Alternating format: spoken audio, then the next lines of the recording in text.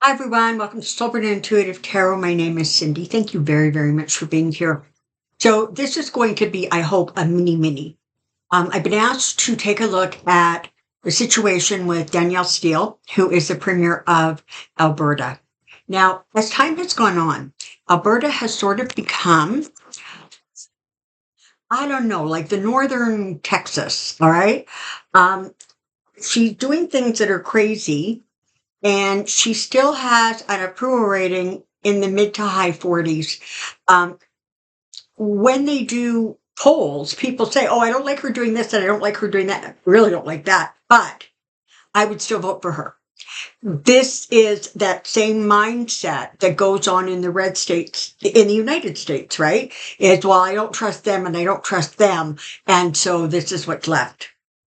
Now, we have had NDP governments before, New Democratic Party governments before, and hopefully the new leader of that party is going to get a little bit more aggressive and bold and out front and start tackling some of what is going on in a more significant way. Um, so let's take a quick peek at Danielle Steele. While I'm shuffling, I will also let you know that you'll be seeing this on Pendulum Friday. Pendulum Friday will be released. Probably by the time you see this has been released. There's going to be this mini on Danielle Steele. There's also going to be a mini on, um, you know, the liberals versus Polyev or Polyev and the liberals, because we're talking about elections that are coming up. For Danielle Steele here in Alberta, her next election is not scheduled until October 2027. She can do so much damage between now and then. It just makes your head spin. Here we go. Danielle Smith trajectory, Danielle Smith trajectory, Danielle Smith trajectory. She's currently involved in a bit of a scandal having to do with her health minister and contracts that were put out. And, she swears she knows nothing about nothing. She doesn't ever seem to know anything but anything. Let's see what's going on here.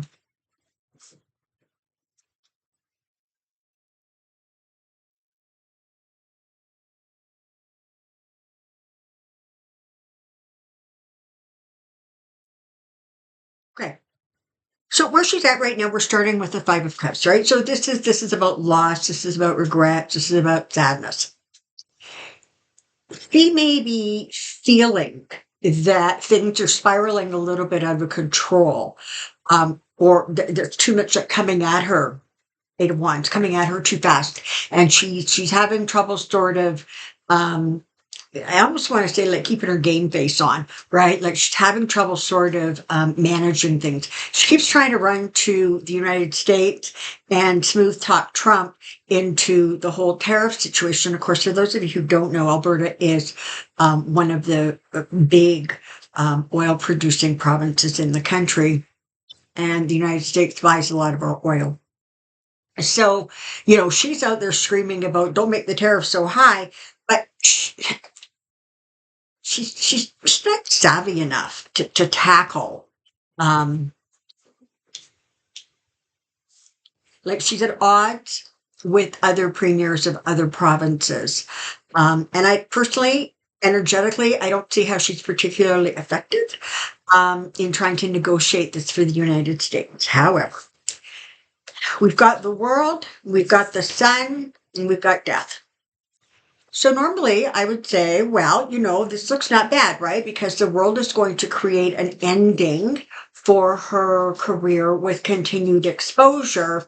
And ultimately, she's not going to be reelected. I'll tell you that right now. Energetically, I don't see that at all. Um, but she's going to continue these sort of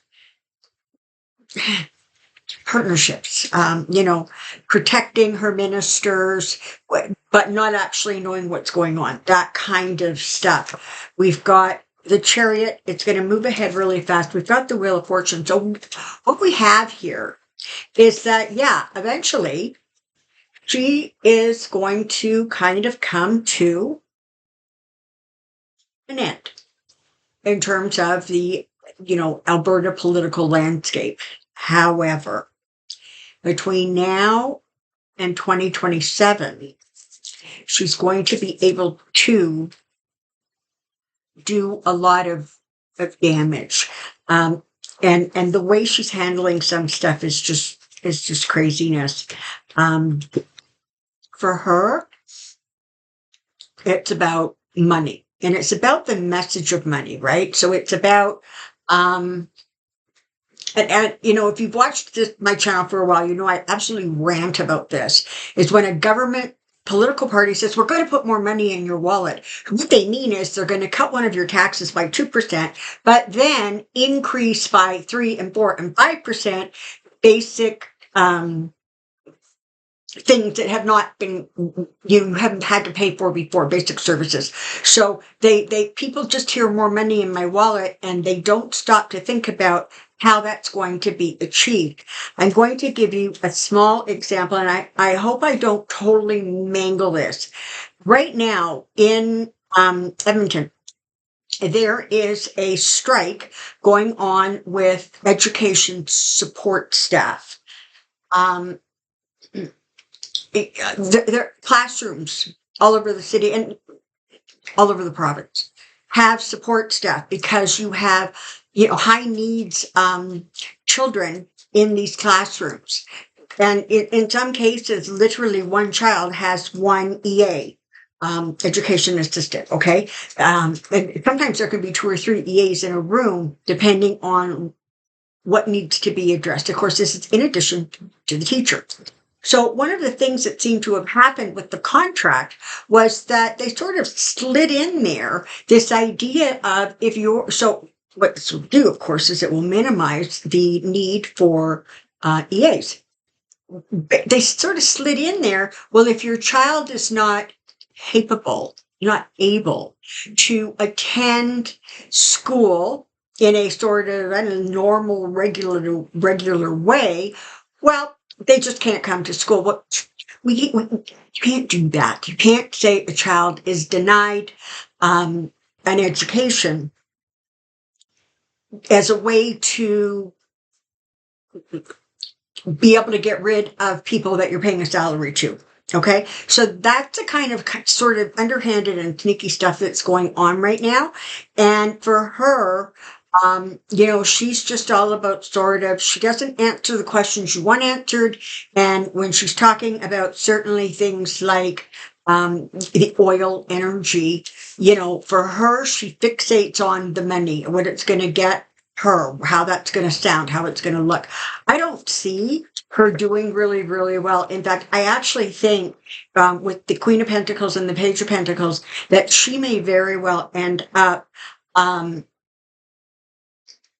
in some sort of a scandal herself, connected to money, finance, contracts. I don't know, but it's not looking great for her. But this is the problem right now. 6 of Wands, she is still riding on that idea of most Albertans support her.